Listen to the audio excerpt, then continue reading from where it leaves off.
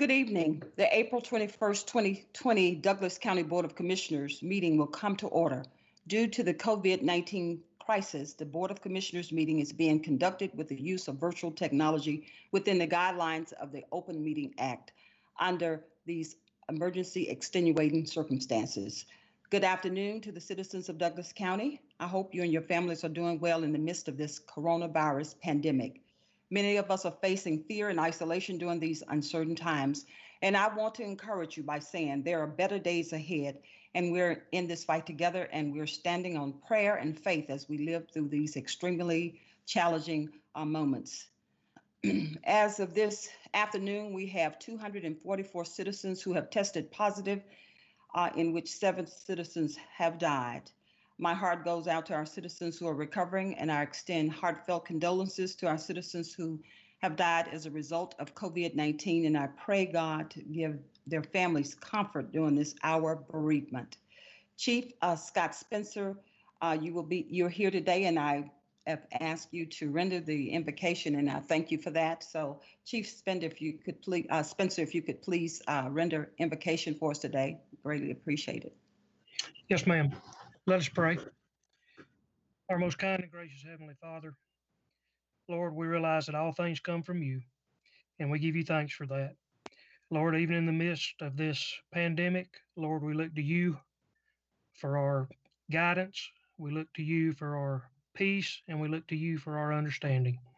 Lord, I ask a blessing tonight on our commissioners as they make decisions that will affect our county, not only today, but in the future. Lord, give them wisdom and guidance and discernment as they discuss the business of the county.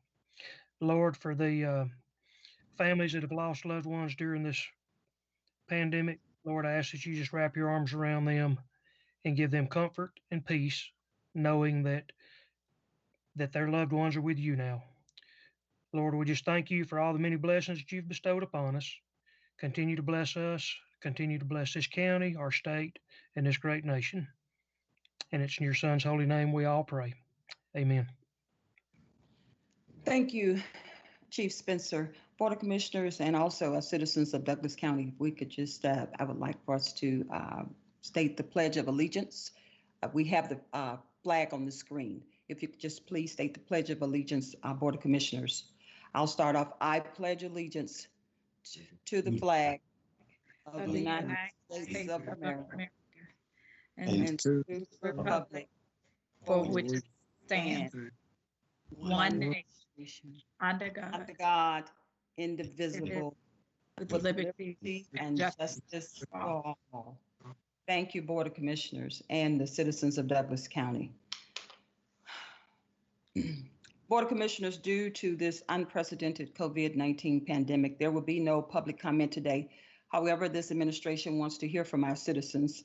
Citizens, I respectfully am requesting you to email your district commissioners or the county administrator or myself, and we will respond in the most expeditious manner and take this matter under advisement. I did respond to one of our citizens. Madam Chair, may I ask a question? I received an email from somebody that wanted it to be read to the public. I've already responded to Mr. Dyers. I was just getting ready to say Mr. Tremaine Dyers. I responded to him. Is that the one you have? No, ma'am. This is from Don Ray Leonard, District 2. Commissioner, if I allow hers to be read, all the others have to be read as well. That's what I'm saying. We take the matter in advisement, and I've asked them to email their commissioners. Okay, did she email you? Well, she sent it to me. Yes, but ma'am. she sent it to the office, and I think she sent it to Mark too. Yes. I think she thought it could be read. No, ma'am. Right now, just due to the pandemic, we're not taking any public comments. And if I take hers, I would have to take all the others. And then I had a Mr. Tremaine Dyers wanted me to read his, but I've already responded to him via email, and I'll call him back. And I mean, if he would, I'll give him my number and he can call me, but I did respond immediately to him. Board of Commissioners, I want us to just take a moment of silence for our former chairman of the Development Authority, Mr. Ron Wilson. past Friday. He died Friday, and certainly Mr. Wilson was a pillar of progress in our community, and his impeccable contributions while serving on the Douglas County Development Authority Board and Douglas County Public Health Board and the Douglas County Community Service Board is a true testament of service, leadership, and may he rest in peace. So I ask that we just give a moment of silence for Mr. Ron Wilson, who was a pillar in our community.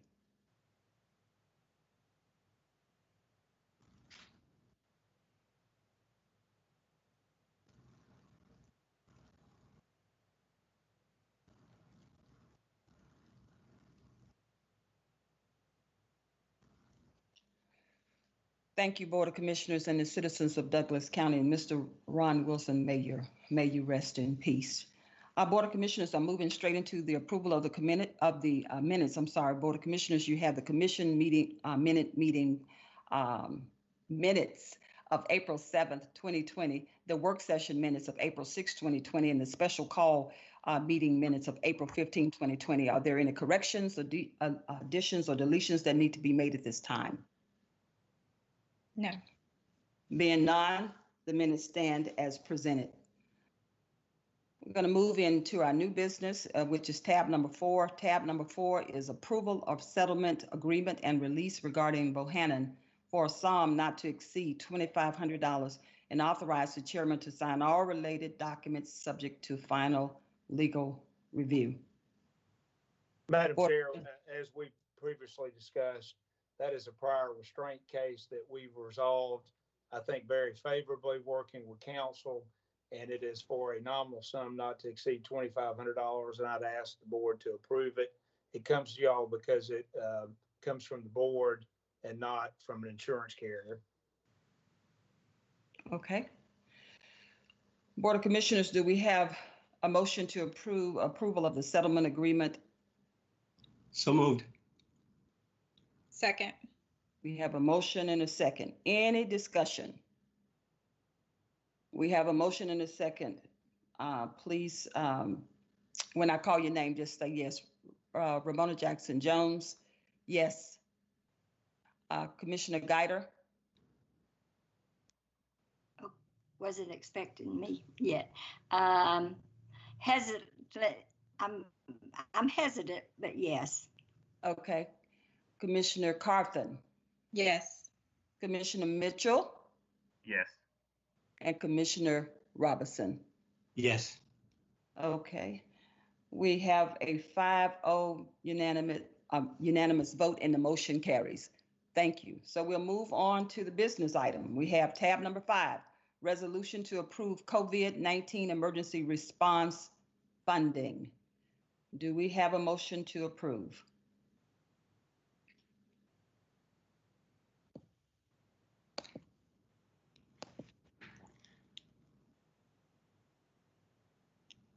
Madam Chair? Yes. I'm on mute. Oh, go ahead, Commissioner Robinson. No, I was just going to, can we state what it is? Can we read Okay. Yeah. And then also, County Administrator, could you state what this COVID-19 emergency response funding is? I believe you have. Do you have a slide or a PowerPoint you could put up on the screen so the Board of Commissioners can take a peek at it and the citizens of Douglas County? I don't have a PowerPoint. I have the actual resolution I can pull up. Okay, if you want to do that or read it, or we need to. Yep, hold on one second.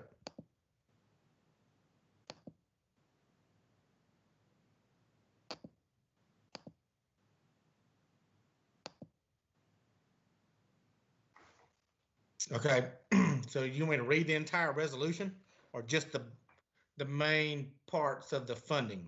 You can read the resolution. I think that we need to be explicit for not only the Board of Commissioners, but for the citizens of Douglas County as well.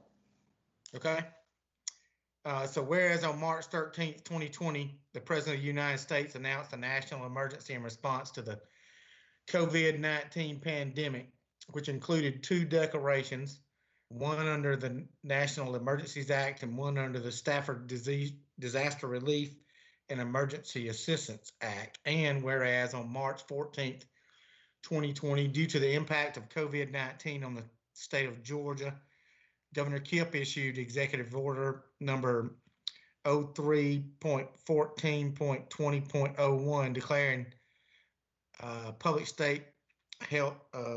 public health state of emergency in Georgia. And whereas on April 2nd, 2020, Governor Kemp issued an executive order for a statewide shelter in place beginning April 3rd, 2020. And whereas COVID-19 cases in Douglas County continue to rise, and the Cobb Douglas Public Health has determined that COVID-19 is spreading throughout Douglas County communities, requiring implementation of social distancing and self-quarantine guidelines to limit the spread.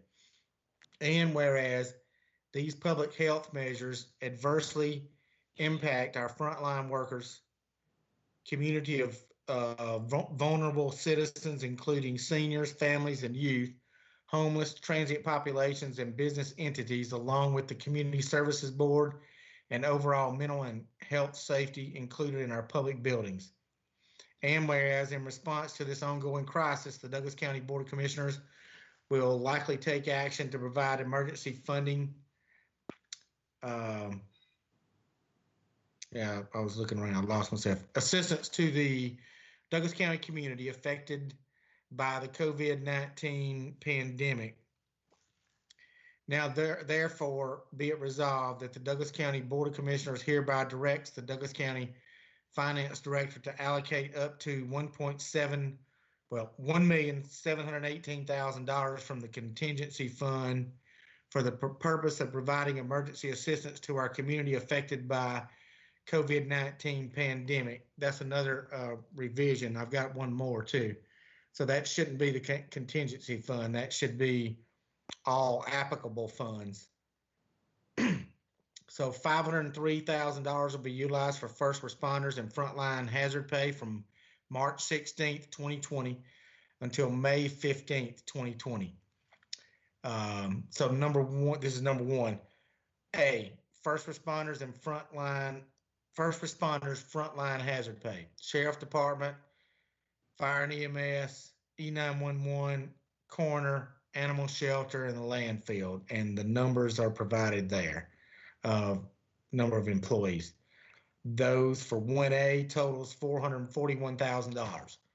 1B, frontline hazard pay for the solicitor, magistrate court, purchasing and mail, juvenile court, building department, felony drug court, fleet management, senior services, misdemeanor drug court, and engineering, totaling $62,000. So that was the hazard pay. $610,000 will be utilized for community stability needs. Actually, that should say $890,000. So you have 2A community stability needs, CSB, Community Services Board, $410,000, and businesses, which is the Chris Pumphrey presentation from yesterday. Both of those presentations came in the work session. So Development Authority, $200,000. Those total $610,000. Community stability needs, which is 2B, seniors, youth, homeless, veteran organizations, and transient families, $280,000. And then number 3, $325,000 would be utilized for health stability needs such as testing kits, testing sites, facilities, equipment, and cleaning supplies and services. Be it further resolved that the Douglas County Board of Commissioners shall seek reimbursement from the state of Georgia and from federal emergency funds included in the CARES Act for all eligible COVID-19 expenditures. Be it further resolved, the Douglas County Board of Commissioners shall also seek to identify opportunities to leverage funds to support this emergency financial response through nonprofit organizations and public-private partnerships. So it be resolved this 21st day of April 2020. Okay, thank you so much, County Administrator. Board of Commissioners, I wanted Mark, it was intentional so he could read the entire resolution to allow you all to hear it. And again, I certainly will call the question if there are no comments this time. Board of Commissioners, do you have any comments before I call the question? Okay, the question is, oh, yes, I'm sorry, Commissioner Guider. Yes, ma'am. the number of employees went down because Tammy Howard sent me a letter. She called me and she said that she felt like she was unfairly represented at our meeting yesterday. She said that she understood when the question was posed to her as to what employees in her office she should include on the list. She was told anybody that had a paper. She said, we're behind a glass screen. We're taking precautions. We are not, we're wearing masks. We're sanitizing our hands and everything. And she removed all 34 of her employees because she felt like it was not explained to her properly as to what employees to include. So, and I've got a letter here from her if you want me to read it. But she removed all of hers. And I fear that there are more on this list that may have misunderstood. Just because they handle paper does not mean, or a credit card doesn't mean that their name should be on this list. Thank you, Commissioner Guider. Mark, if you want to chime in, because Mark is the one that consulted with all the departments and also the elected officials. Mark, you received her letter too, did you not? Yes, ma'am, I did. And I talked to her as well. Yes. And I think some of her employees actually fall in this category. I talked to every department head and elected official that submitted names that felt like that their employees came in touch with the public and were unable to practice social distancing. And I talked to every one of them and got the numbers down as low as I could. And I explained everything to them. So I'm not sure how it was misunderstood. Well, I don't know, but it just gives me reason to think that maybe others misunderstand.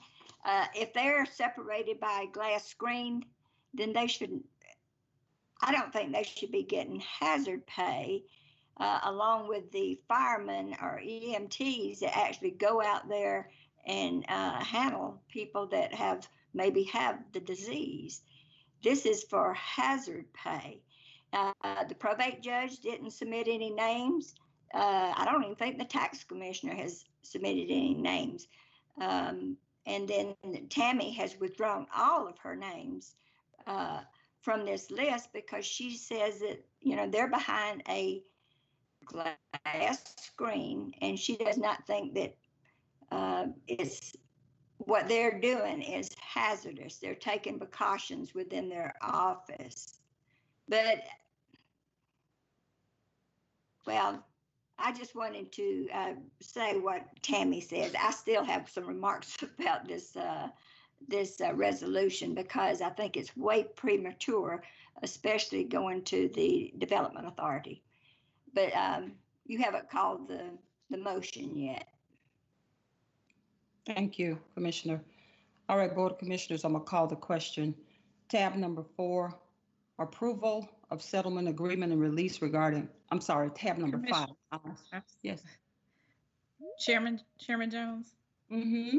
Okay, making sure you can hear me because my Yeah. computer is messing up. Okay, so the resolution that we got today, this was the recommendation from the Finance Committee? Because the number has went up from the resolution that I did. Yes. Yes, well, the number went up simply because there were 2 big numbers that were added. So this was from yesterday's work session. So the $410,000 for CSB and the $200,000 from the Development Authority, that's $610,000. And then we decreased part of number 2 in the resolution, the $280,000 from what it was at I think it was 325. So yeah, the big jump was mainly because of CSB and the Development Authority and the Chamber asking for the 200,000. So the 410 plus the 200, that's 610,000. Okay, so that's an additional 610,000. I'll let you call a question, and I have some questions for Jennifer Holloman. I don't know if she's on the line, but if she is, I do have a couple of questions, Madam Chair. But I'll let you call the question. Okay, thank She's you, here. Commissioner Carthen. She's on the line, Commissioner. Okay, Board of Commissioners, I'm going back to tab number 5. Tab number 5, do we have a motion to approve a resolution to approve the COVID-19 emergency response funding? So moved. Second. We have a motion and a second. Any discussion? Commissioner Carthen, I believe you said you, Yes. then I'll come back to you, Commissioner Guida. I'm so sorry. Okay, no problem. Jennifer Hallman, are you on the line? Yes, I'm here. Okay, there you, okay, Okay, wonderful. Thank you, Jennifer. So Jennifer, can you take us through, first of all, for the citizens, where will the funds for the COVID-19 emergency relief come from? Any expenditures that were not budgeted, which would be, in this case, the COVID-19 expenditures we're talking about, would come from fund balance. Okay. Is fund balance our emergency fund that we use for unassigned expenditures?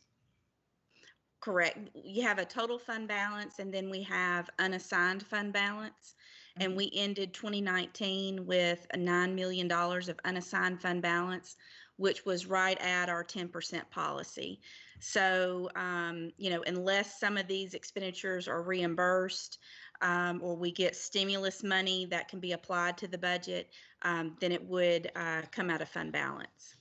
Okay. So I know we already talked about yesterday that we already know, because we didn't have a hazard pay ordinance on the books. We know we cannot get the $500,000 that we're spending, that we may or may not spend for hazard pay. We won't get that back. So we know automatically that's off the table. Okay. As far as I'm concerned, Mark, is that correct? I believe that's the way Jason Well, that's interpreted. my understanding. That don't mean we won't try to get it back.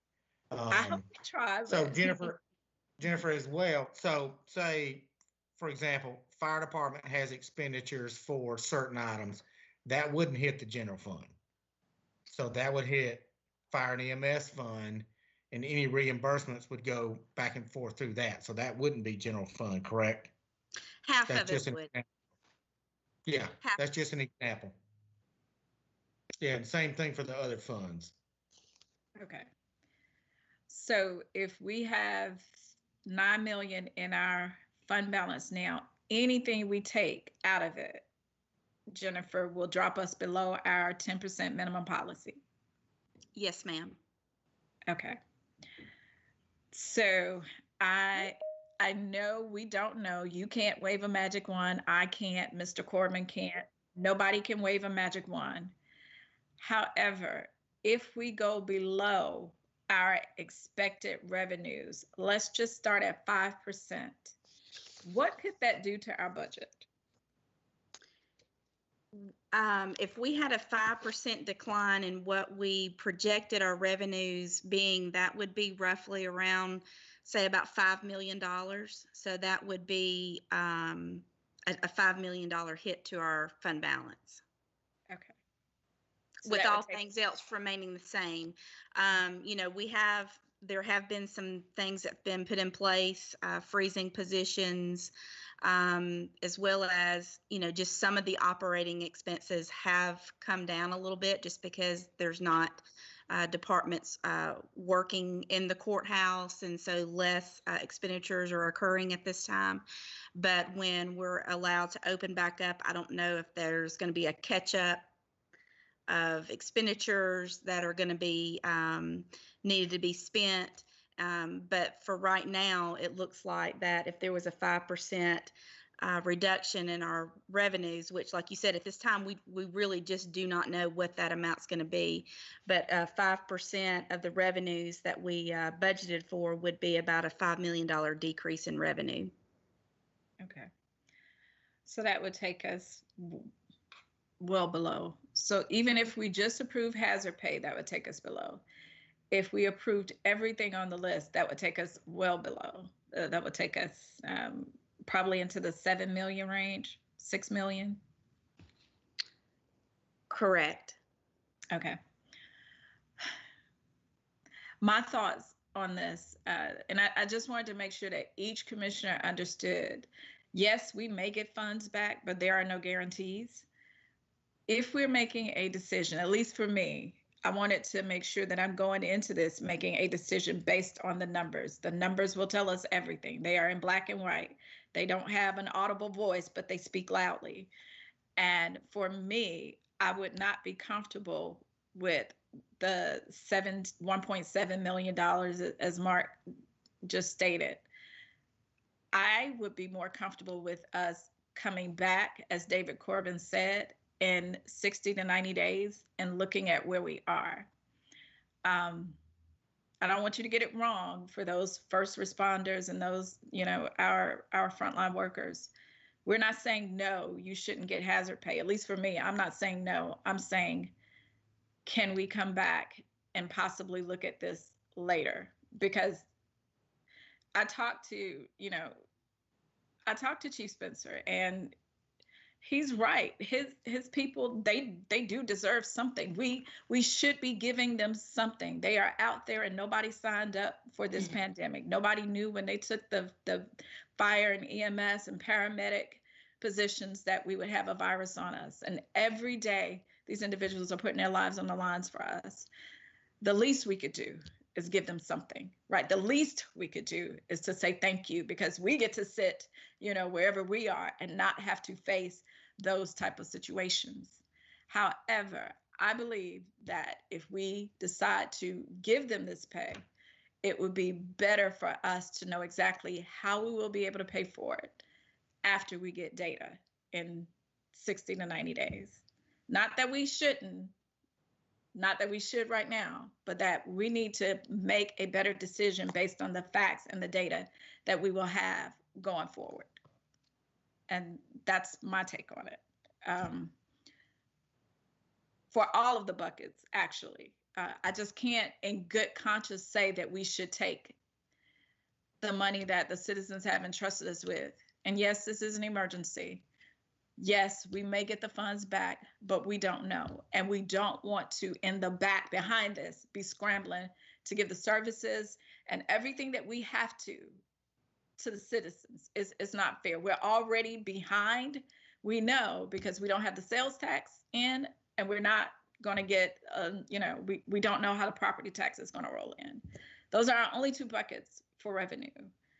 And I know I put the resolution forward, but after hearing the committee meeting minutes this morning, I looked at it. I cannot say it is the best time to give money out of those buckets. And that's just personally me, Madam Chair. I'm not saying, we can't make this, we can't make the right or the wrong decision. It's not, a right or wrong. It's just, can we do this now? And I just have to be honest. So that's where I am. I yield, Madam Chair. All right. Thank you so much, Commissioner Carthen. Commissioner Guider, I believe you were next. And then. Yes, ma'am. Thank you. And I concur with Commissioner Carthen on several points. I'd like to add a few others. First of all, the second phase of the SBA is being passed this week. They've come to an agreement, and a lot of the money is going to testing kits and everything.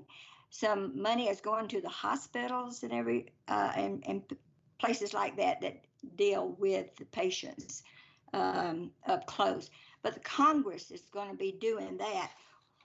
Our development authority does not need to do this yet.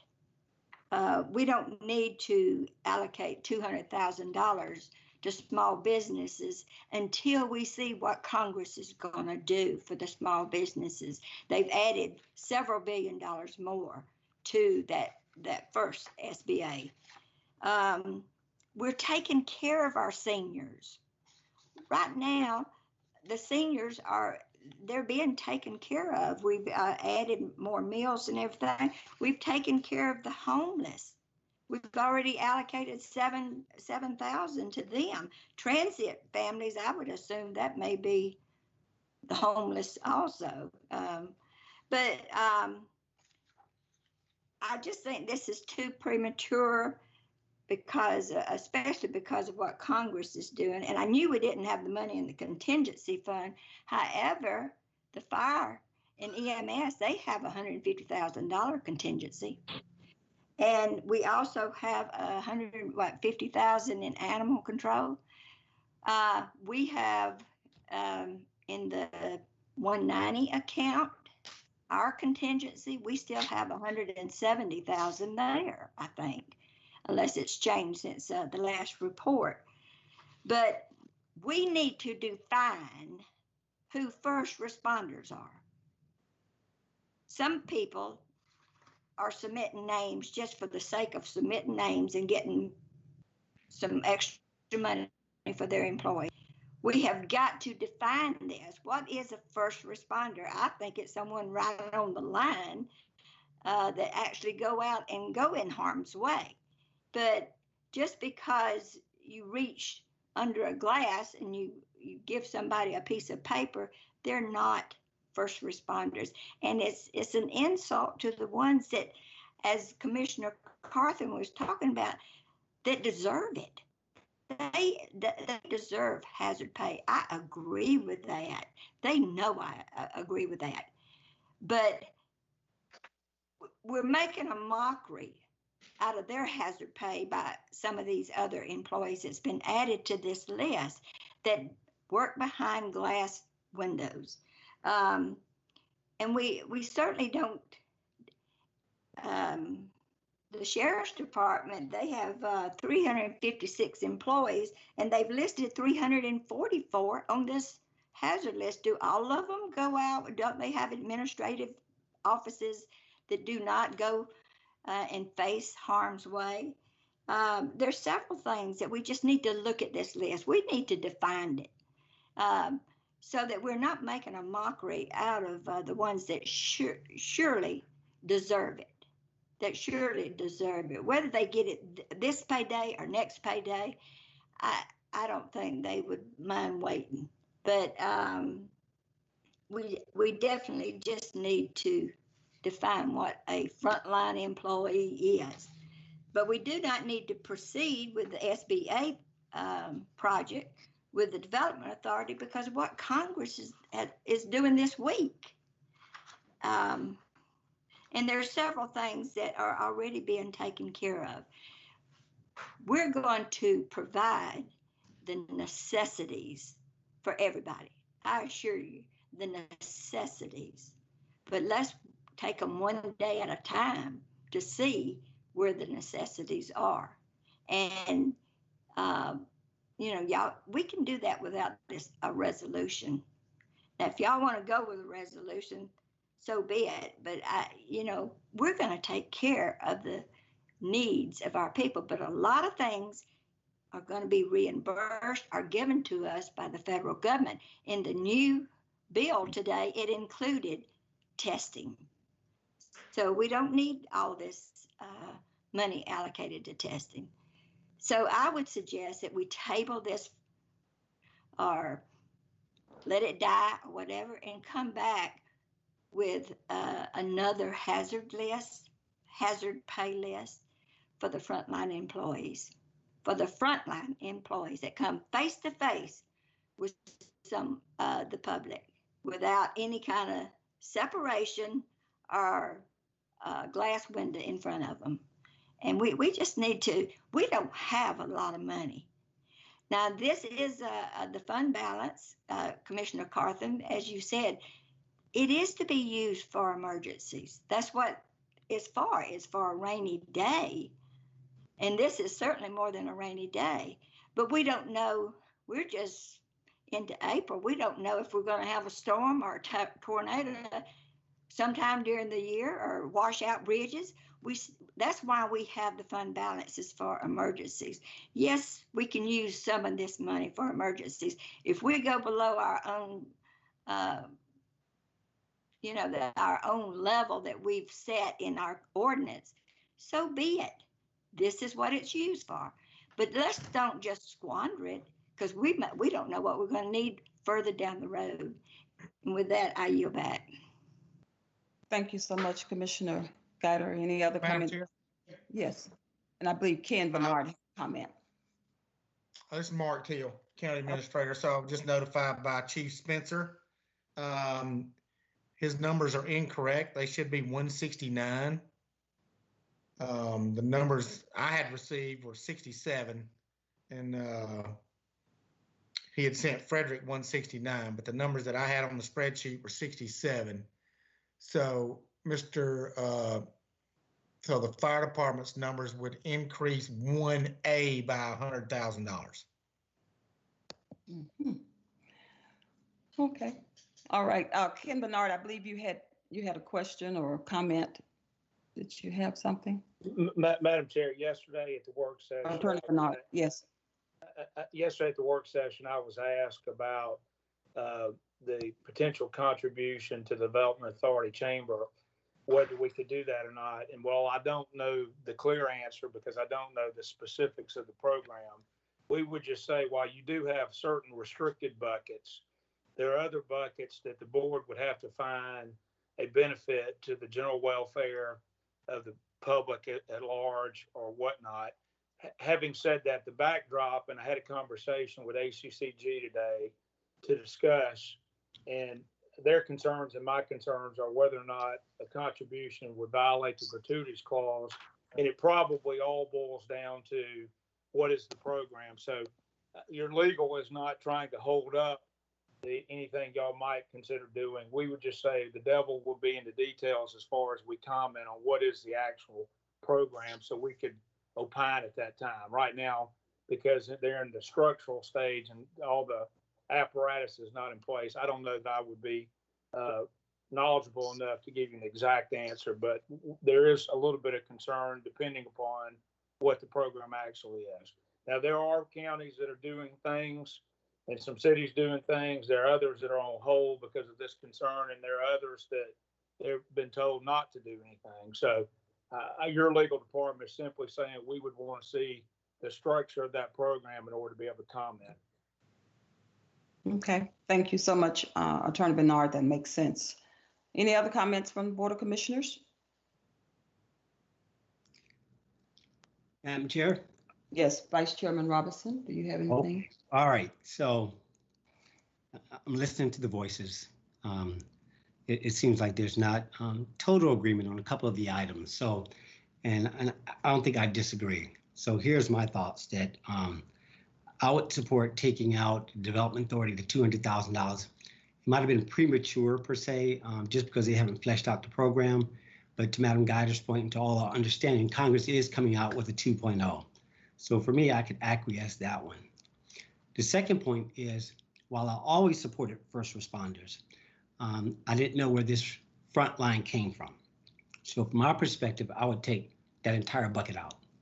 First responders are first responders. That's my fire, that's the EMS, that's the coroner, those people who are literally out there, the sheriff, who are literally out there. And I think the resolution breaks them out, 1A versus 1B. 100 support them as is. As it relates to the front line, that's a stretch.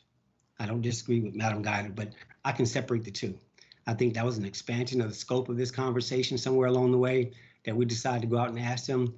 It should have only been those people who are literally out there putting their lives on the line. I get the indirect exposure. I get it. But at the same point, you gotta take a position. So for me, I could stick with everything else. I would take out, one more time, take out the Development Authority, $200,000, and take out Frontline would be my position on this. We're in discussion. I know we're already in a motion, so that's District 2's position. Okay. All right. Any other discussion? Commissioner Mitchell before? Oh, yes. Mm-hmm. Just, can you hear me? Am I? Yeah, I can hear you. Oh, okay. I'm sorry. I don't see you, but I hear you. Oh, my apologies. I thought, there we go. I'm sorry. My apologies. There you go. Okay. So with that, I hear my colleagues, and I truly understand, because I think we all are here and wanting to protect our frontline employees who actually come in contact. And I understand the need is definitely, there's a need, but I kind of indulged in this whole conversation from the mere fact, oops, sorry about that. I indulged on this conversation from the mere fact of a needs assessment. Frontline workers were part of that because I want to protect them. And in that whole process, that's why I spoke more about getting Douglas Countyans masks, getting them gloves, sanitizer. I mean, just all those types of need assessments, to include getting test kits to test Douglas Countyans to see exactly where we are, because right now we just don't know. We just don't have the data to say how well we are, or where we are, or where we're not. So I'm more into trying to help the overall good of this, but I can't just separate that from the front lines only with this pay type we're dealing with. So with that, our budget is already in dire strength. Our budget, our reimbursement, our reimbursement on these items from trying to help our frontliners, our frontline employees, is not going to be reimbursable from the mere fact of what we have as an ordinance. So that's not going to go. That's not going to fly anyway. So that number, Jennifer, if you tell me, or Mark, or somebody tell me what that number is again, because I want to tell you, you might as well say we're going to eat that number. So if somebody will tell me that number first, and then I'm going to continue on with my thought process. All right. So which specific number? So just the front, the hazard pay for the front, for the first responders? Well, the hazardous pay and the front line, because I think that's kind of, that to me go hand in glove. So, I mean, you guys kind of want to separate it. I get it, but I think that number puts us, it's about 600,000 or 700,000 if I'm not, correct me if I'm wrong. Okay. So, so 1A, which is first responders frontline hazard pay, sheriff department, fire and EMS, E911, coroner, animal shelter, landfill. That number was 441,000. Chief Spencer's number was incorrect. It needs to be 541,000. So that's 541,000. Right. So then you have 1B, frontline hazard pay, solicitor, magistrate court, purchasing mail, juvenile court, building department, felony drug court, fleet management, senior services, misdemeanor drug court, engineering, total 62,000. So $603,000 approximately. Got it. And that's the bulk of the number. But I think we could be well off and do great things if we took and used that as to how I've been envisioning this as needs assessment. So, but that number though, guys, I just want to make sure we understand. If we so choose to take this direction on this particular resolution, that number we can kind of say that's won't be returned to our coffer, just so we understand that. But I think if we put out these types of dollars toward testing, toward the needs assessment, toward masks, and so on, there's a greater chance that those dollars will be returned. And I know it's all a gamble of, will the state or federal dollars come back our way? I would hope so, but I can't guarantee that. But I can definitely tell you that the 600,000+ is a wash, just FYI. So with that, Jennifer, just one last question for Jennifer. Jennifer, correct me, with this type of resolution, with this type of move, if we so choose to do this, if this commission decide to go in this direction, where would our fund contingency balance, and what would that fund balance fall in play at, number-wise? Well, we ended the year at 9 million. And if this is, say, close to 2 million, 1.750, then you're looking at, with everything else being the same, with expenditures and everything, that would bring down our fund balance to around 7.2 million. Well, my colleagues have made some valid points to even start with the list. Thank you, Jennifer. To just start with the list. I think the list was not well thought out. I think it was just done, at least from my perspective. I think there's other means and other ways of pulling this off, and everybody will be inclusive, but I don't think, I'm really hesitant about this particular route that we're taking. So I'll leave it at that. I think you've already called the motion in the second. I don't know if you want to have any comments to that, Madam Chair, but I think we need to kind of pause. I really do. I yield.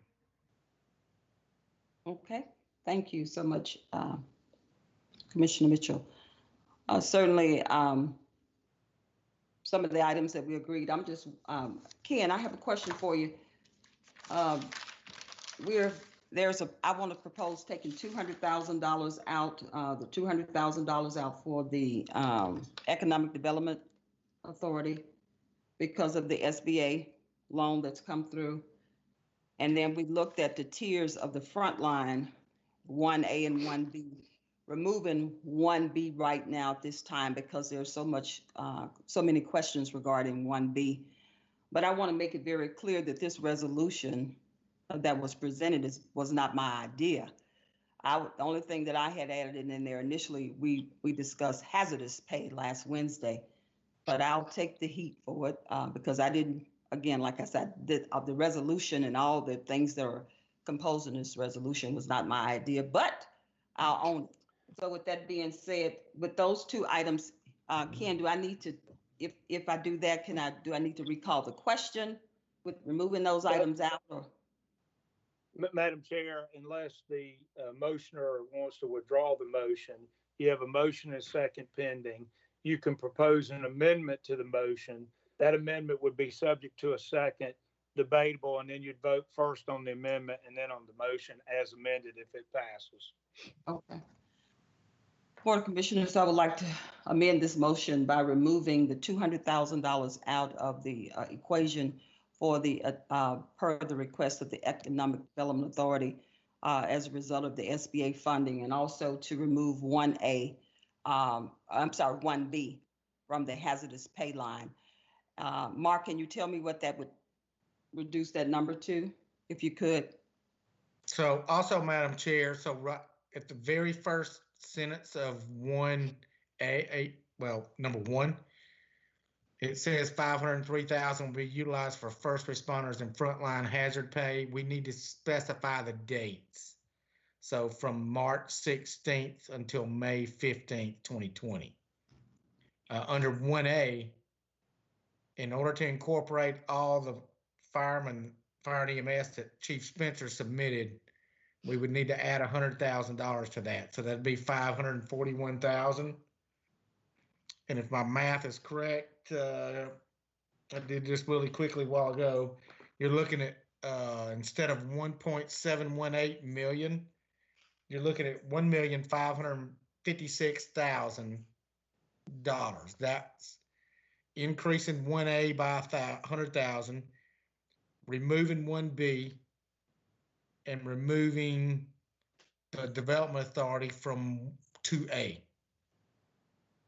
Okay, and also you have some buckets of money in that 1A, you have landfill, that's enterprise, that you extract those dollars because I believe their ultimate concern is the general fund. So what would it be without all those other components? We're just saying the items that will hit the general fund. Would that be too rigorous for you right now? Okay. We'll work on it. Hold on 1 second. So. And Mark, remember that fire and EMS, whatever that impact is, 50% would be general fund. Yes. So it looks like the general fund total would be $391,415. Okay. So it needs to be Unlinked fund, $6,782. These are all separate. Enterprise fund, $4,847. Now, actually, uninked fund would be 0. Enterprise fund would be 4,847. E911 would be 31,973. Fire and EMS would be. Now, Madam Chair, you're gonna have to hold on one. This is the total number. I'm gonna have to zero out 1B. Mhm. Yep, that's incorrect.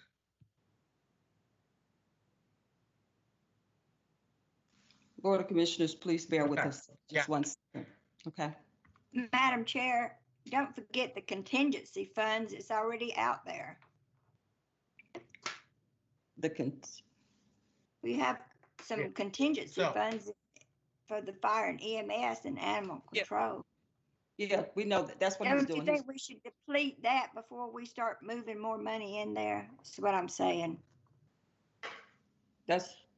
I believe that's what he's doing. Mark, are you finished?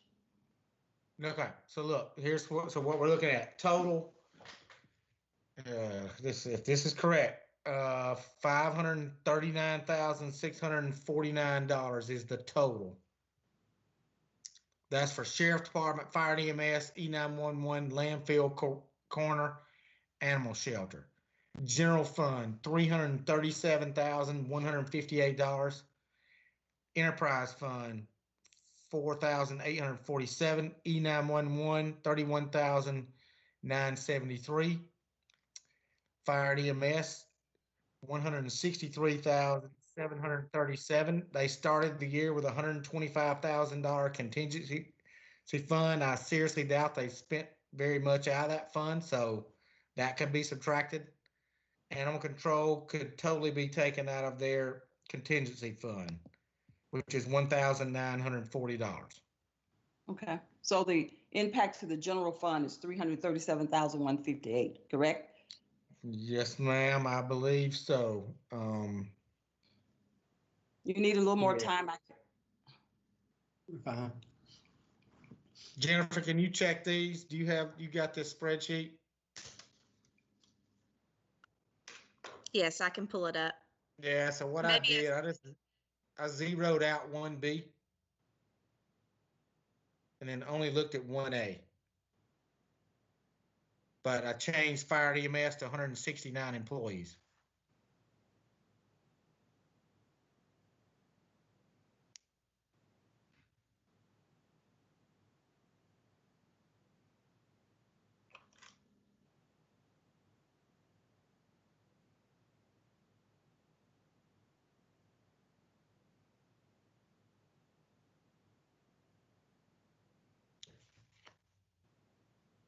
So I switched and was only looking at the right-hand side of that spreadsheet, 1A and 1B. Madam Chair, this is Commissioner Carthen. I have a question. Madam Yes. Chair, how is fire funded? So fire and EMS is funded 50% from the general fund, 50% from the uninked fund. The uninked, 50/50. So that's what I'm trying to do.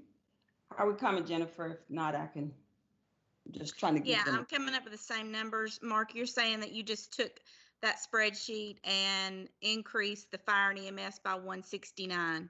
I mean, to 169. Yes, ma'am. So And I zeroed out 1B. So really, we're only looking at 1A part of the spreadsheet. yeah, so on 1A, yes, if you move the fire and EMS to 169, then yeah, you get the general fund's impact of 337,158. Enterprise fund where landfill is 4,847. E911's 31,973. Fire and EMS fund is 163,737, and animal control fund is 1,940. Confirmed. That's what I have. Yes. Okay, thank you. Mark, what is the total impact to the general fund? That's what my Board of Commissioners are concerned about. They hadn't asked about the, what's the total impact? So for the hazard pay, 337,000.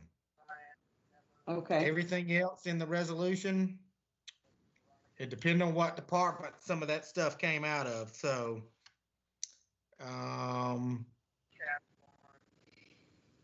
2A, general fund, 410,000. Community stability needs, that would be 280,000. That would all be general fund. So 325,000 for health, testing kits, testing sites, facilities, equipment, cleaning supplies. Some of that could be E911, some of it could be sheriff, some of it could be all county departments, some of it could be fire and EMS. So it just depends. But I'd say the majority would be general fund. Yeah, probably so. Majority general fund. Okay, what's our bottom line number? Madam Chair, Total? The total number? Yes. Madam Chair, can I? Yes, Commissioner Guider. Yes, the 325,000 for testing and everything. As I said, part of the bill that they're passing is going to provide testing, more testing. And I think we're just premature with some of this, because it's going to come down from the federal government instead of us. And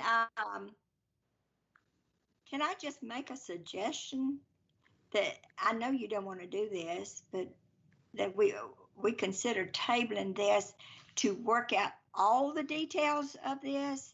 If you are, just make a motion that we fund the first responders. Hello?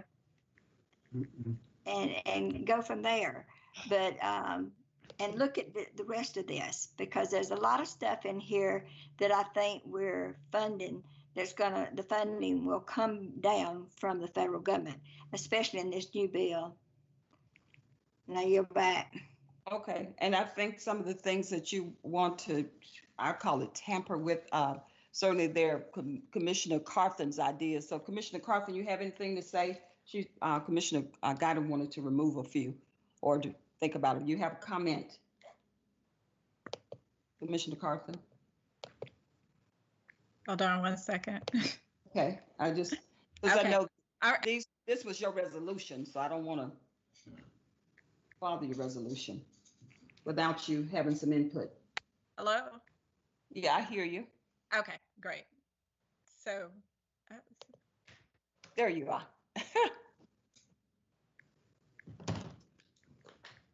I can't hear you. We can't hear you. okay, can you hear me now? Yeah, we can. Okay. Yes. So I own my resolution. I absolutely think it is a great resolution. However, getting the knowledge and all of the information kind of changes things. Now, I'm not saying don't do this resolution. I'm not saying scrap this resolution. I am saying we need to come back to this resolution and absolutely work out all the details of the resolution so that we all can be on the same page. I would rather we all agree on what needs to be done for our frontline workers, for our first responders. I'd rather we all agree on what needs to happen when it comes to meeting the needs of the community. I'd rather we work out what we know we will be reimbursed because we just don't have it to give. It's not ours to give. It is the community's. It is their sales tax. I know I pay what I pay for my house. You pay for what you pay for your house. We all have a stake in this.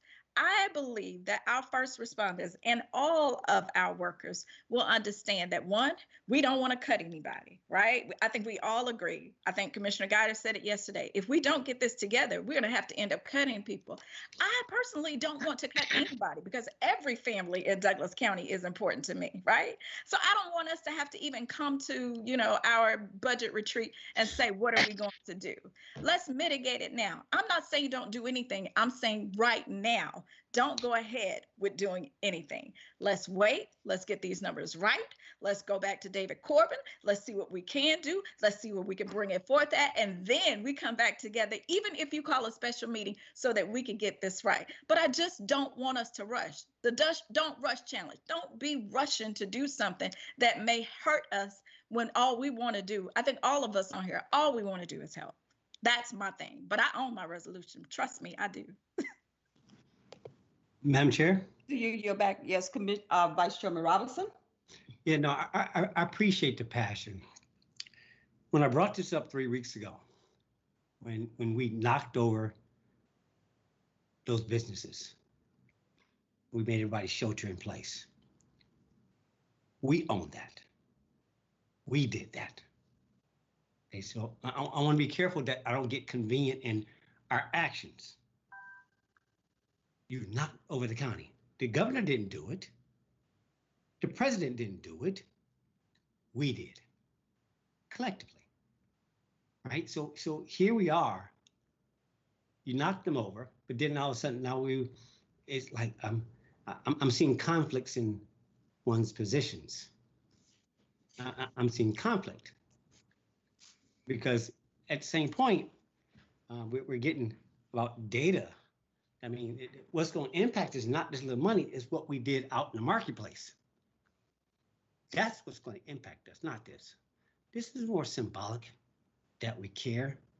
I mean, look how swiftly we can go and knock over the whole local economy with no data, no support for testing, nothing.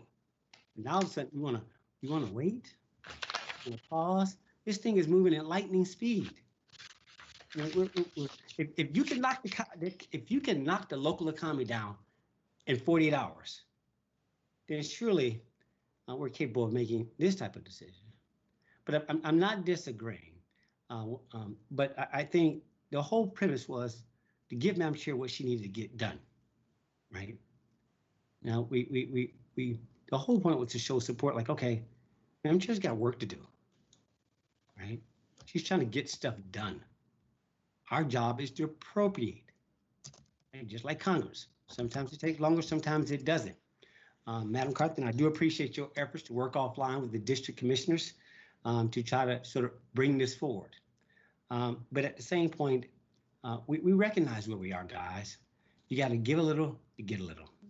If in fact we believe that we listen to what we're saying, that well, our budget is short, we're going to be impacted. Well, so is the citizens. It's their money. So, I mean, it's like, again, one more time, we get convenient. We want to start preserving for the administration versus the citizens. And for that, I have to take an opposite position. Because we're talking about us, meaning the administration. I thought this was all about the people that were out there. Now, I get hazard pay. I'm not going to disagree with hazard pay. And again, I'm going to stand strong with my first responders. They do stuff that we don't do. They stand on the wall. I would not delay them for us to consider that. I just won't do it. My second position is as it relates to Congress and whether or not we're going to get testing. I don't believe it. The way this stuff is moving right now doesn't mean that we're going to get anything.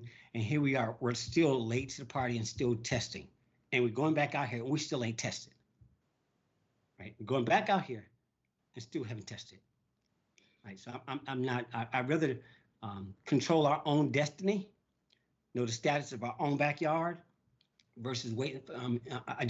The politics that I see, it's like, okay, I can't right now. I won't even entertain politics. We need to sit here and test ourselves, get these kids in here. Now, if it comes, great. But in the meantime, we're still exposed. We're still not at the proper threshold that we should to see what sampling we should be. So one more time again, we have thought through this. You really have. We've been talking about this for 3 weeks offline. You guys have spent a lot of hours and energy into this. We're trying to move forward, right? The whole point that we said last time, not coming back. We said that last Wednesday, said, okay, we'll just come back and make this. And it's the vacillation. Now, we knew what the budget was. Nobody was naive. Everybody knew we were, but if the Titanic is going down, I'm going to throw out some life rafts for everybody else. I know we're all taking water per se because it's a collective hit. The pandemic hit everybody across the globe. So we're going to keep this simple. Nobody's exempt. But I just... just like I did, and I just said, okay, yeah, I understand, thanks, I'll put it on there. Okay, sorry guys, that wasn't me. But I just think it's one of those where you got to take a position every now and then. This is moving at lightning speed. They need, the employees need to be acknowledged, not just we'll give consideration. We keep like, no, guys, they're out there. They're exposed now. Why do you have to delay that? They're exposed today. You're carrying that burden. You shouldn't have to delay that. Again, I thought that the resolution was thoughtful. Yes, we're going to have to make some concessions, some trade-offs. Right. That means that the administration is going to have to make some trade-offs. But I think citizens first. I think outward first. But when I hear us get convenient, it's like, okay, right? But we all knew this. So for me, Madam Chair, you're in the motion. You were in the process of making a motion or an amendment to an motion. I won't belabor the moment, but I'll let you finish what you were about to do with that motion, and I guess we'll go from there. I yield the floor. Okay. Thank you, Vice Chairman Robinson. Mark, did you crunch the final numbers? What would be the impact to the general fund? And then I'll go from there and just see what. So we already went over the general fund numbers. The total number of the resolution would now be $1,556,000. Still be at 1.5. Okay.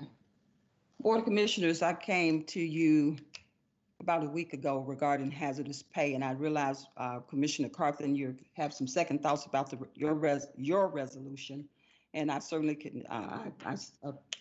I would echo your concerns, and if you wanted to wait, but the hazardous pay piece, I met with you all 2 weeks ago to call a special call meeting. We have dropped it. It will have an impact on the general fund of $337,158. I would like to Board of Commissioners to proceed with that portion, and then we go back and look at the other half. I know we said all or nothing, but I will come back. I would like to come back on the other half, but I would like to proceed with hazardous pay today, because our first responders, they're on the wall for us. They really have. They've been out there, and then we can come back with the other components, and I would be willing to call a special call meeting to allow us to go in and look at those components again. So I have no problem calling a special call meeting. So Attorney Bernard, how could I separate this vote? What do I need to do? Just call a new vote, or? Well, Madam Chair, you got a motion and a second. Your motion. So you could receive an motion to amend if the motion that's pending is not withdrawn. You could receive a motion to amend. It would require a second. It would be debatable. Once the debate ends, you would vote on the amendment.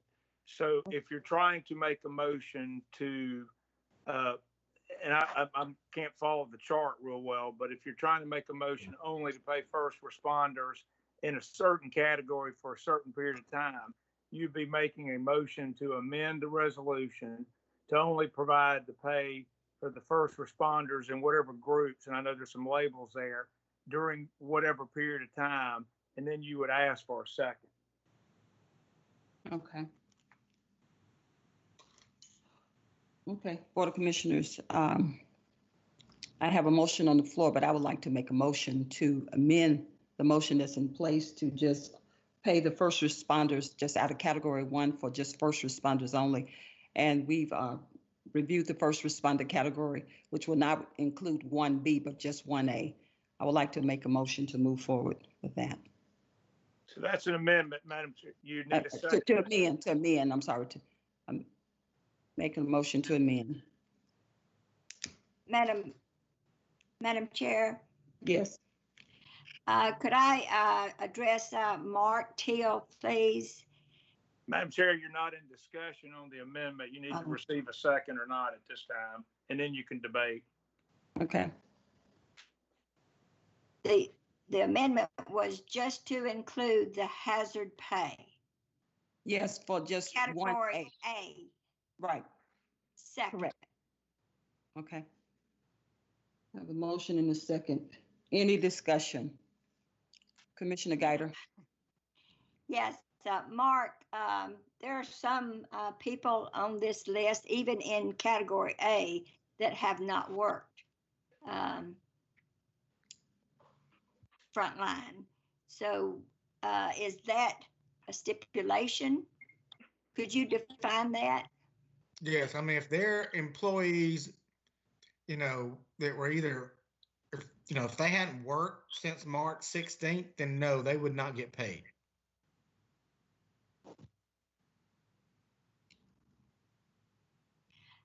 Okay, and it does say first responders, front line hazard pay. Some of the people on here are not front line. They don't come in contact with the people. So are you going to define that? If you're talking about E911, we were told to add E911 dispatchers and sheriff department dispatchers. Okay. Those are included in these numbers. But if anybody has not worked, because I know of two that have not worked during this time period, that they should not, well, there are really three, but anyway, they will not get paid this hazard pay. In my opinion, if they didn't work, they shouldn't get paid. Madam Chair, can I address that, Madam Chair? Yes, Ken. If that is an issue, rather than it being discretionary to figure out, it needs to be specified in whatever you're considering a vote on. Okay, thank you. Well, can I just amend the amendment? Sure. That it would only include people that worked from May 16th to, no, March 16th to May 15th. Is that the dates, Mark? March 16th to May 15th. Okay, that's what I said. That only worked during that time period. Yes, ma'am. Madam Chair, so you don't have to consider two amendments, will you accept that as a friendly amendment to your motion? Yes, I accept it. Yes. Okay, so you have a motion and a second pending as supplemented by Commissioner Guider's statement that you've accepted. Now you can debate the amendment, and then when the call to question is over as to the amendment, you'll be voting on the amendment first.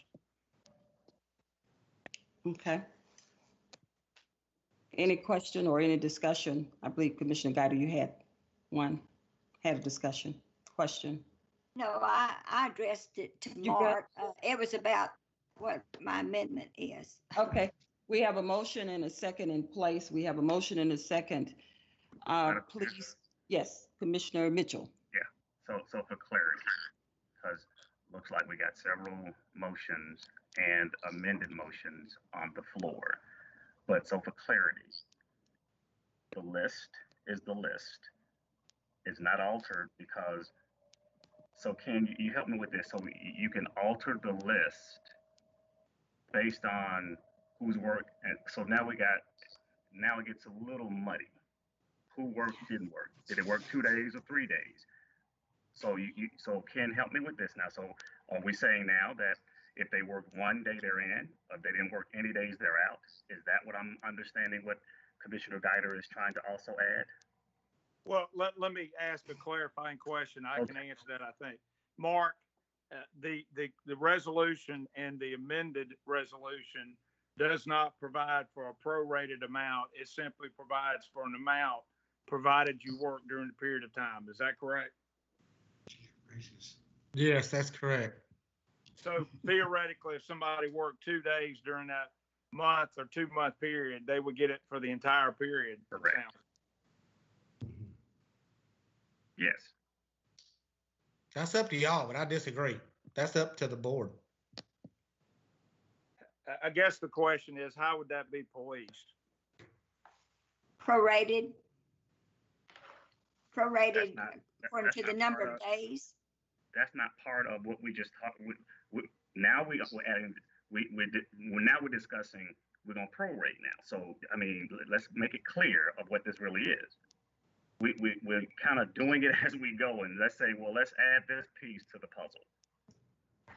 What are we voting on? What's the amended motion? And can please clarify, as I stated, what that really is?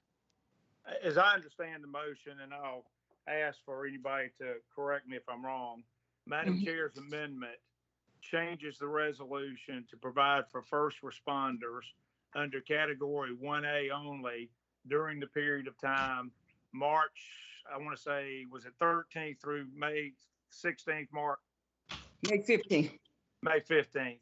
Mhm. And with the caveat that an employee actually worked. There is no proration, there is no Right. specification as to number of days in the pending amendment.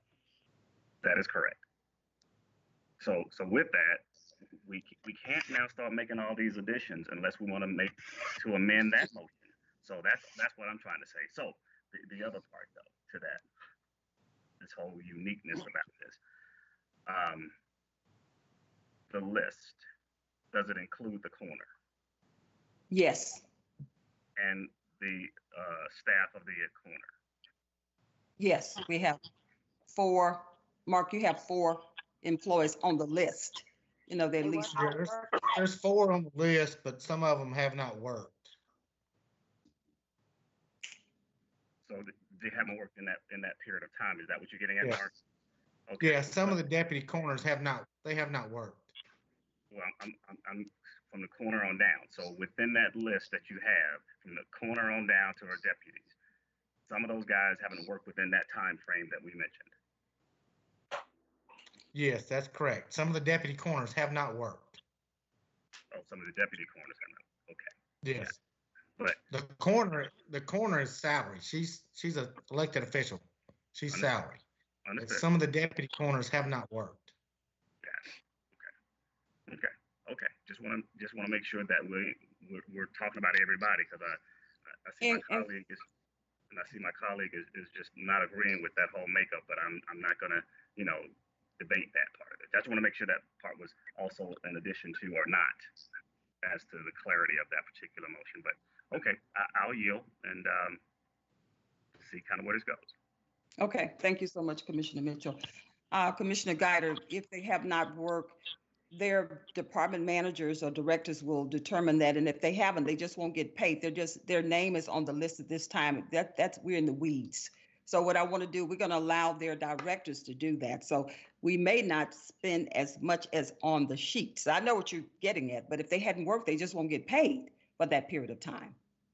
So are we clear? But what if they did not work? Say they worked 1 week during the time, but they didn't work any of the other weeks. So they get the $200 per pay period, even though they have not worked but the 1 week.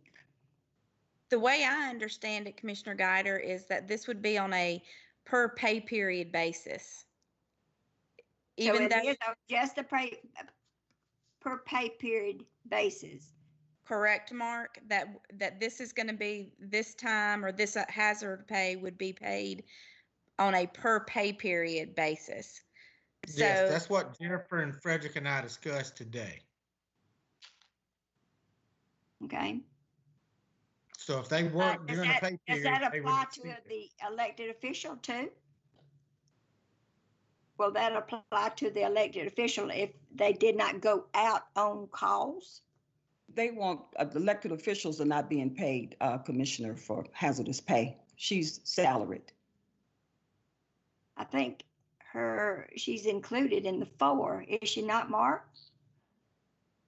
I just got the numbers from HR. I don't know who's included in the 4. Okay. I asked for But the employees in the officials- coroner's Elected office, and I officials received are not 4. included, is what you're saying, right? Well, she's a coroner, so I don't want to say that, because other counties are paying their coroners, Commissioner Guider, hazardous pay. If they go out, yes. If they go out, that's what I'm saying. I'm quite sure if she didn't go out, we won't pay her. So Okay. I'm not in the weeds on that one. Okay. Okay. Okay. Thank you. All right. We have a motion and a second for this amendment. We've already had a discussion. We have a motion and a second. Please indicate by saying yay or nay when I call your name. Ramona Jackson. Just one clarification. We're just voting for the hazard pay. We're not voting for all the other issues in this resolution. Right now, for parliamentary rules, you are voting to amend the resolution only. Then you will consider the resolution as it was or as it's amended by this amendment. or as it's amended by some further motion later. So this is just a motion to amend the original resolution to change the words to apply to first responders in category 1A during the period of time that Mark has previously specified. If this is approved, you then have to vote on the motion as it is amended to reflect only that. Okay, that's not what I understood. I thought you were amending the resolution to just pay the hazard pay. We are, but I need to pull it out of the resolution so we can vote on it separately, Commissioner. That's what we're voting so I can amend to pull it off. So we'll vote. Then I'll call another motion. Okay, could you read the motion? Because I'm totally confused. Attorney Bernard, could you just read it for me and clarify? Yeah, I'm doing it from memory. Madam Chair, I understand the amendment to be that you have filed a motion to amend the resolution so that now it's first responders under category 1A who actually work during any pay period per the dates that were given by Mark. That's what's pending. Okay. We have a motion and a second. You understand now, Commissioner Guider? So we're voting on an amended resolution that includes everything else. No, But then you're gonna pull it out? Okay, here's what we're doing. Forget about the main motion. You're now only considering first responders under 1A that work during any time period under the dates that Mark gave.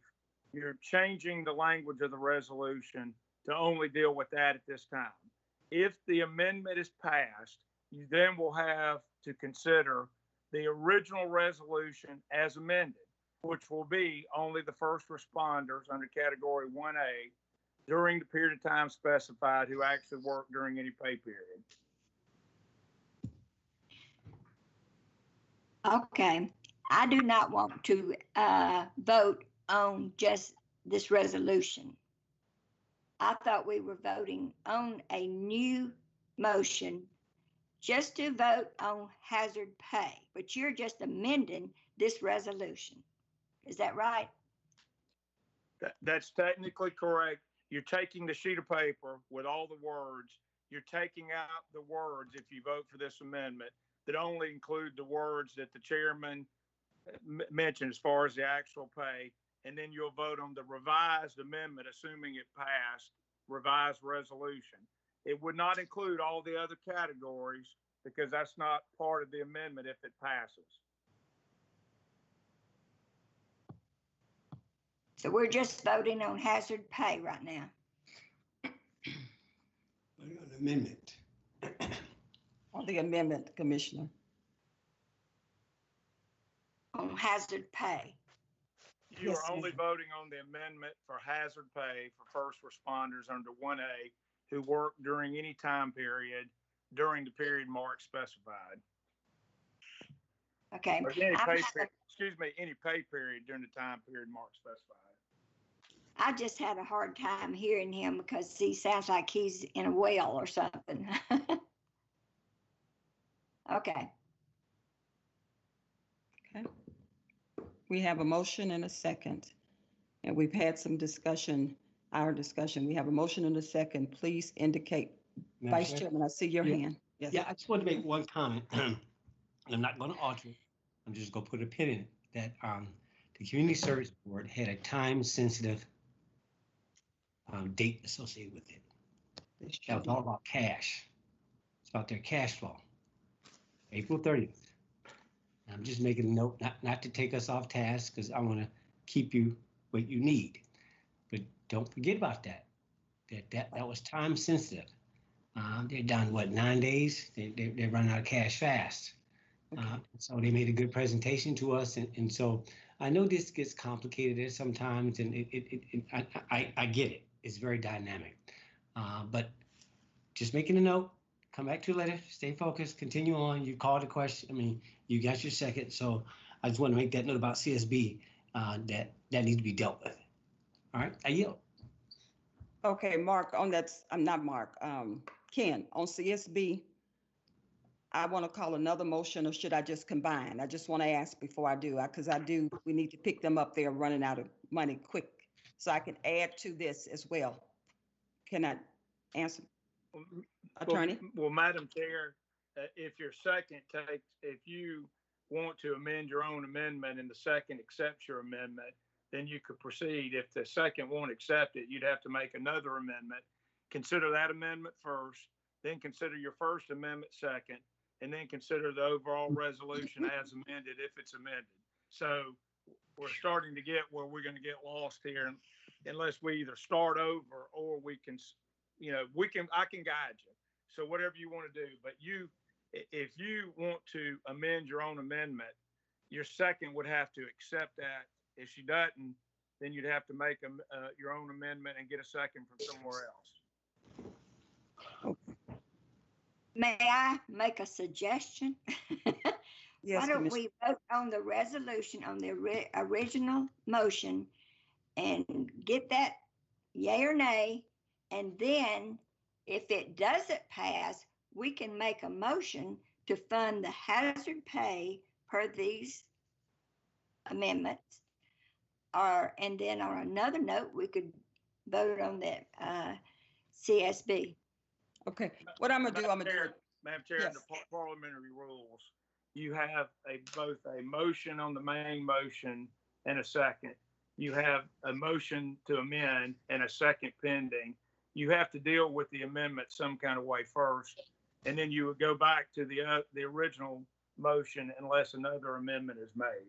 Unless all of that is withdrawn and with unanimous consent of this body and you start all over. Okay, I would like to make a motion to withdraw and start all over. I would second. Okay, I have a motion and a second. All in favor of me withdrawing my initial motion and starting all over? Madam Chair, any kind of motion that to amend or new motion is debatable, so you should open the floor for discussion. Okay, any discussion?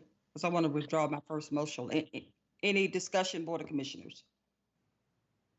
Okay, no discussion. We have a motion and a second to withdraw. All in favor, please indicate by saying yes. Ramona Jackson Jones, yes. Shelley Robinson, yes. Tarania Carthen, yes. Ann Guider, yes. Commissioner Mitchell, yes. Okay, so we have a 5-0 unanimous vote. Okay. The motion, so thank you. That was good. Madam Chair, Yes. since it was dealt with unanimous consent, you're working with a fresh tablet now. And so you have the item still in front of you. And if there's a motion, it ought to consider whatever y'all want to consider and be seconded. Right, okay, thank you. That feels better, and rather trying to just conglomerate it all, I just wanted to just come out and withdraw and start over. Okay. Madam Chair, this is Commissioner Carthen. Point of order before you call the motion. Yes. So I understand that CSB is under, they're in need, as is everyone else. And I understand you and Madam Guider want to push for the hazard pay. I understand that because our first responders do need it. Since we are here and we understand, again, my resolution I think is great. I think that given the monies that we have on the table, I believe that each one of the commissioners understands that we may or may not get this back. I would suggest that we cap whatever it is that we do at a set number so that you won't have to come back. So I would, and I'll let you call the motion, but I would say we should cap everything coming out of the buckets until we get better numbers and better data within 60 to 90 days. I say we do not take more than $800,000 out of all of the buckets. That's from the contingency bucket, that's from the UNIC fund, that's from the general fund. I think if you're going to do it and you need to, and we don't want to hamper you, we don't want to hold you and Mark up from doing things, Why not cap it at a certain amount, not to exceed that amount? And then if there is monies that come in that we can appropriate towards those buckets and you need more, then we can come back in another called meeting or another work session and work through that.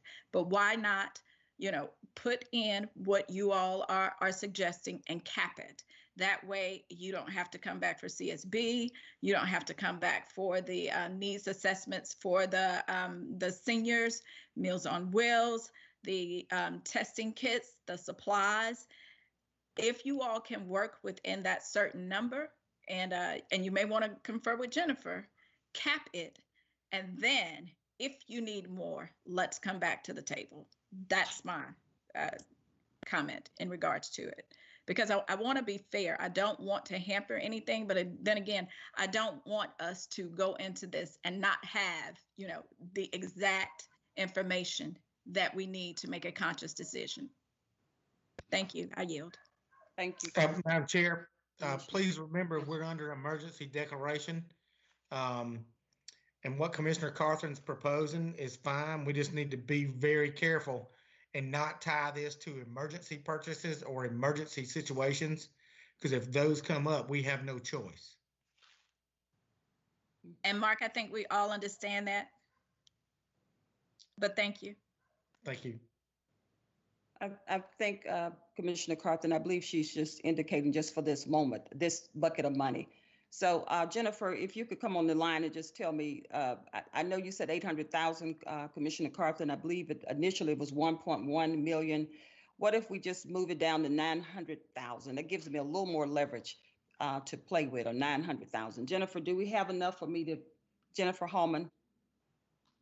Yes, I'm here. 900,000. What's the impact on that, on our general fund? Please consider the 371. 900,000. That's just a cap number that allows me to get started. Yes, it would temporarily come out of your fund balance. I spoke with David today. We he doubled back with me after the finance committee yesterday, and he offered a suggestion, pretty much calling it, for the lack of a better term, like a line of credit from our fund balance. Let's have a cap of whatever that cap y'all want to agree at. Let's just say it's 900,000. Then what would happen would be, if we spend money and then we see that we're going to get some stimulus money back, or we did get it back, we have to have it in hand. If we did get it back, then we would just keep a running total to make sure that at any given time, the exposure to the fund balance would be no more than the cap, whatever the cap is set at. So if we set the limit at 900,000, we spend 100,000, that we're back down to 800,000, but then we get 50,000 stimulus reimbursement back from whatever source, then we're back to 850,000. So it allows a little bit more flexibility that they're wanting to give to you so that you can do what you need to do, but also keeps it contained into an amount that's reasonable, that wouldn't jeopardize the entire fund balance. Right, which makes sense. Okay. 900,000 is, if I could just start with that. Okay, thank you, Jennifer. Board of Commissioners sound like we back at square one and we're looking at the entire resolution now. But I'm so sorry, but I need us not to keep coming back. We need to move forward. As Commissioner Robertson, the Vice Chairman, said, the time is running out and I need to do something now. And if we keep coming back, we are just, so I believe all of us agree. And I certainly, if you have any comments or questions, $900,000 is what I'm going to propose. So now what I'm going to do, Attorney Bernard, I'm going to wrap everything back up in one bundle, but still removing that 1B from the hazardous pay, because I believe the Board of Commissioners had concerns about that, Mark. So we're going to— Madam Chair, may I suggest this? Yes. May I suggest this? And I don't know if this is the exact wording, but it sounds like you're trying to move a resolution to approve hazardous pay for first responders under category 1A who work during any pay period during the period of time specified by Mark, and add the number for CSB, all total not to exceed a cap of $900,000. Is that correct? No, that's just the entire resolution. It has that. three buckets, I believe, three buckets. Okay. And I just can't exceed $900,000 out of the entire three buckets. So I'm Okay. just going to just ask to adopt, take the resolution and mark, instead of that bottom line being 1.7 million, just 900,000. Is that what you were thinking, Board of Commissioners? I'm looking at you, Commissioner Carthen. I can Yeah. see your. Okay, Mark, the bottom line would be changed to 900,000. I believe we've been able to compromise and negotiate. Did I hear a voice before I call for a motion? Yes, Madam Chair. So just to confirm, so the numbers go away on every other category besides 1A, and it's as needed, correct? CSB. The categories, just leave them there, but I'm just not to exceed 900,000 with all the money. Doesn't matter. With all the I just can't exceed Okay. 900,000. They're allowing me to certainly still utilize those categories, but I cannot exceed $900,000. Okay. That's it, Commissioner Carthen? That is it. And in the resolution, it also states that we should, Madam Chair, utilize public and private and not-for-profit entities. So in feeding the homeless and feeding, the first responders and doing things for the community, we do need to look at organizations such as the Pantry and such as Care Place in order to make sure that those funds are expanded. So I definitely want the resolution to stay in place. I definitely want those buckets because those are community. Yeah. She froze. Responders, but we'll also address community. Yeah, I understand. And then Thank you. not only you had homeless, veterans, we had several. Okay, I understand. Okay, Board of Commissioners, before I call the motion, does all this make sense to you? I'm so sorry that it's convoluted. Does it make sense what we're trying to do? I'm good at. Okay, Board of Commissioners. Ma'am. Yes, Okay, Commissioner Guider. We're going to put line A, we're taking out B, right? Yes, But ma'am.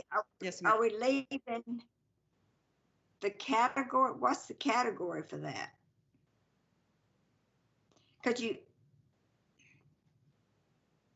you hear me? I'm sorry.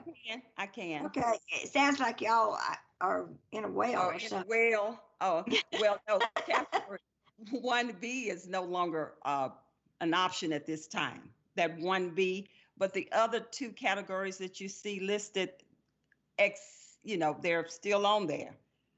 All the categories, and then I just But there's can't. no dollar amount for anything Right. after that.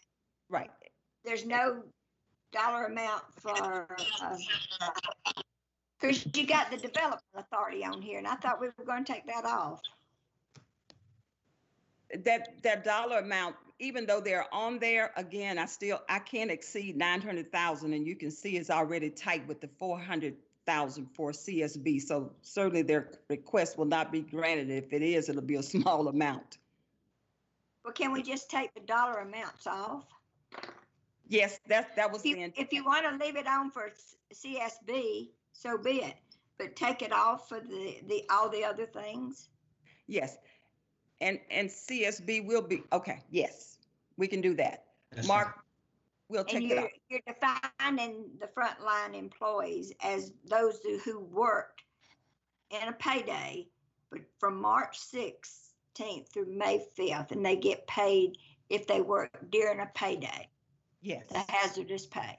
Yes, ma'am. Yes, Commissioner Guider. That's it. And I believe Mark defined that. So that's where we're going. I just have a bucket of $900,000 to do what I need to do. Okay. All right. Does the $900,000, I'm sorry, does the $900,000 include the hazard pay? Yes. Yes. So we Yes. would take the $900,000 minus what we're going to pay out for first responders hazard pay, minus the amount that CSB needs, and then that's the remaining amount for the different buckets. Yes. Okay.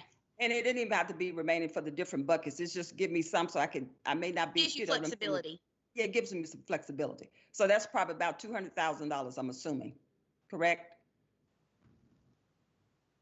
Correct. Okay. All right. Board of Commissioners, I'm gonna try it again. I'll call the question. I'm so sorry. Tab number 5 again, resolution to approve COVID-19 emergency response funding in the amount of $900,000, not to exceed $900,000, or should I say $900,000? Up to. Up to Up to. $900,000 for two things, 3 buckets, which would be the hazardous pay, then the community needs such as homeless and veterans and the food pantry, and then medical supplies is category 3. Do I have a motion to approve? So moved. Second. I have a motion and a second. And we've discussed it, so any discussion, I need to do that. Okay, we have a motion. Okay, Commissioner Mitchell, I thought I heard you. Just what's that total amount on the hazardous pay out of this 900? I think I heard correct. It's 337,158. That's what's going to hit the general fund. That's the general fund, but the total amount is 541,000. I know, Mark, but we're just saying that I'm thinking this is going to hit the general fund. That's what yes, ma'am. That's correct. But what Commissioner Mitchell asked was how much out of the 900,000. Okay. So it'd be 900,000 minus 541. That's what you were asking, correct? That's exactly right. So I just wanted to note it for the record that the numbers, that would be subtracted from that number up to $900, as Commissioner Guider, trying to make sure we are all clear on. And just want to make sure that the general public and everybody else know exactly what that number is. And the Madam Chair was correct. General fund is 337. I understand. I didn't ask what kind of where it came from. I just know it would be up to that number of 9, and we definitely got 541 that's going to be removed from the $900,000. Correct. Okay. Thank you very much. I yield. Okay. We have a motion and a second. Board of Commissioners, all in favor, please indicate by saying. Madam Chair, I'm so sorry. I just want to make sure I'm trying to text Mark back and forth as well. If we took the 900,000 and we subtracted out the full amount of the hazard pay from that and minused out the CSB, you would not have any money left over. So I want to make sure that we're all clear. If we took the 900,000, subtracted out the 41,000, we would actually, and minus out the community service board, that exceeds the 900,000. So are we looking at taking the 900,000 and minusing out the impact of the general fund, which was the lower amount, which was 300? Yes, and that's what I was doing. Yeah, minusing out the impact to the general fund. Because that's because I think it was. That's why I want to make sure, because it looked like there was 2 different thoughts going on, and I wanted to make sure we were all together on what's coming out of that 900,000. Right. It's the impact to the general fund. And so the impact for the first responders would be $337,158. Okay, Board of Commissioners, we have a motion and a second. Please indicate by. And that would leave you $153,000 to play with. Yes. Okay. Board of Commissioners, we have a motion and a second. Thank you, Jen. And please indicate by saying yay, yes or no when I call your name. Commissioner Robinson? Yes. Commissioner Carthen? Yes. Commissioner Mitchell? No. Commissioner Guider? Yes. And Chairman Jones, yes. Okay, we have a 4-1 vote and the motion carries.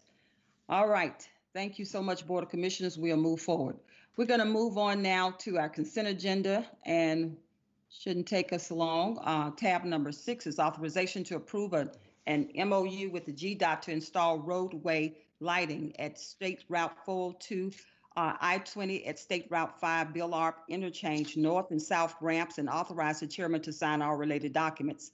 Tab number 7 is authorization to approve a resolution approving the waiver of certain penalties and interest by the Douglas County Tax Commissioner and authorize the chairman to sign all related documents. Tab number 8, authorization for chairman to sign the fiscal designation form for the Family Connection Partnership Grant, which is Douglas Corps. Tab number 9, authorization to amend the contract with Douglas Corps to reflect the reversal of the fiscal year 20 budget cut from the state and revert back to the original service contract between Douglas County and Corps approved July 9th, 2019, and authorize the chairman to sign all related documents and amend the budget. Tab number 10, authorization to accept supplemental funds and emergency COVID-19 funds in the amount of $15,283 from the CJCC for the DUI Accountability Court. Authorize the chairman to sign all related documents and amend the budget. Board of Commissioners, that concludes our consent agenda. Do we have a motion to approve? So moved. We have a motion. Do we have a second? Second.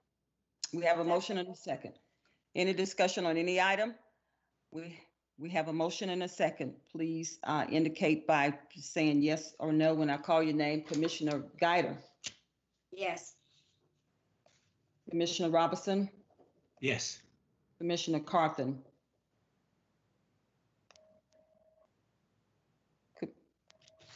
Commissioner Yes. Carthen.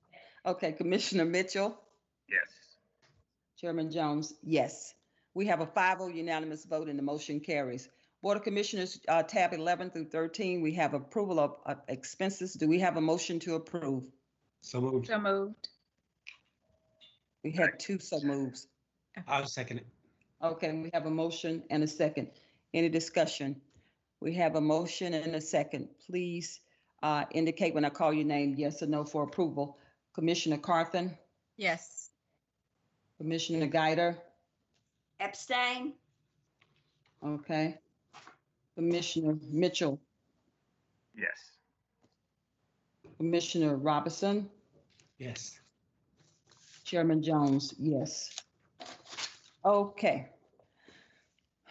Next, we have the announcements. Do we have our communications director, Rick Martin, on the line with us? Rick Martin, Yes, ma'am. would you Yes, Madam Chair. please render the announcements for us, please? Thank Yes, you. ma'am. Absolutely. In terms of the announcements, we have 3. The Douglas County Department of External Affairs is now accepting applications for the 2020 Douglas County Citizens Academy. The Douglas County Citizens Academy is a 10-week interactive program offered once a year that encourages civic engagement and enhances dialogue between county officials and citizens. Citizens Academy meets once a week on Tuesday evenings and is scheduled tentatively to begin June 2nd and may be subject to change due to the ongoing COVID-19 situation. The next announcement, in light of the public health emergency posed by COVID-19, the Secretary of State has announced that the presidential primary, originally rescheduled for May 19th, has been delayed to June 9th. Any further questions can be directed to the Elections and Voter Registration Department. And as a matter of fact, just this afternoon, Director Milton Kidd informed me that the new dates for advance voting for the presidential primary has been announced, and those have been placed on the website, celebratedouglascounty.com. So I want to make sure everyone is aware of that as well. As of right now, several local events have been postponed or canceled due to the spread of COVID-19. For a complete list of those events, you're encouraged to visit and subscribe to Douglas County Happenings, our newsletter. Also, for current updates of COVID-19, visit the Douglas County website hub, which can be found on our homepage, celebratedouglascounty.com. And be sure to watch our DCTV 23 weekly update on COVID-19 every Thursday. The show was created to provide the public with the latest updates and statistics pertaining to the Douglas County community as we navigate through this pandemic together as one Douglas. I yield back to you, Madam Chair. Okay, thank you so much. Any other announcements from our Board of Commissioners? Commissioner Carthen, I see you leaning. Yes. So I would just like to say thank you to First Baptist Church of Douglasville, also to the Atlanta Community Food Bank, and to my legislative aide, Christy Walker, and all of the volunteers that came out on Friday. We were able to serve 108 families by giving them food. Again, we know these are dire times. We are trying to help in any way we can. So I just wanted to say thank you. And I told everyone who was there, Madam Chair, to please fill out their census form. So I just want to make sure that we make that remark and remind everyone, please take this time while you're at home to fill out your census form. If you did not receive your census form, please go to census2020.gov and take care of that. Remember, we need to know that you are here so that you can be counted. It helps us to help you. With that, Madam Chair, I yield. Okay, thank you so much. Any other announcements from the Board of Commissioners?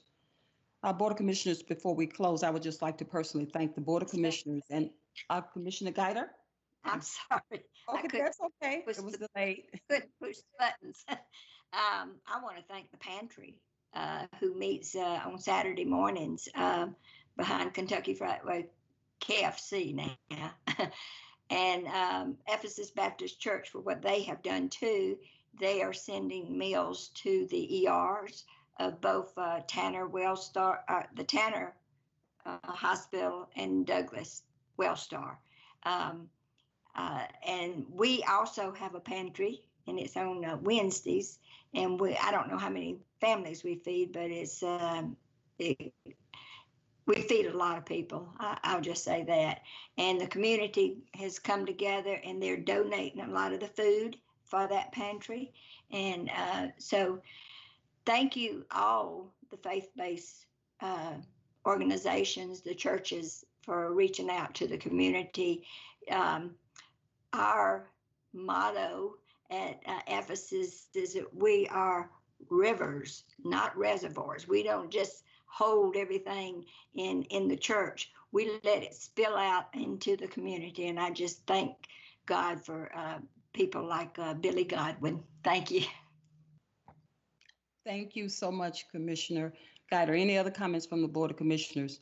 Board of Commissioners, I would like to thank you for giving me and allowing me the opportunity to have $900,000 to provide hazardous pay for our first line, should I say our first responders, and also to take care of the needs of our Community Service Board, who we realize is very important. We have a special needs population that I mentioned at our work session that I had to dismantle their operation. And that's really where most of our reimbursements come from in terms of funding, is our special needs population.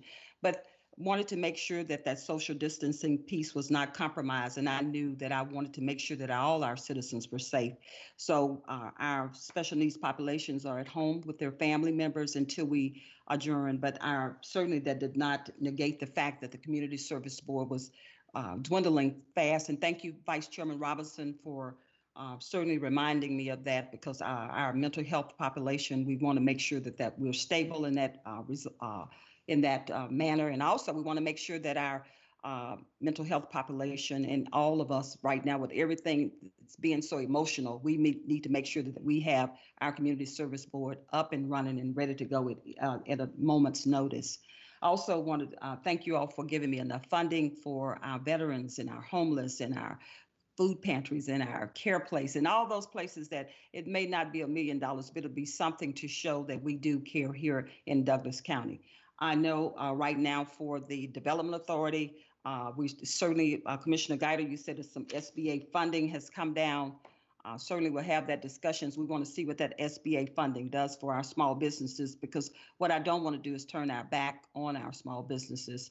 So again, you all have given me a pot of money, and if it's some there, I may be able to squeeze and just give a little portion to the Development Authority if any is left. But again, I'm still keeping in mind what we said, that the SB funding, a second batch, has just come down.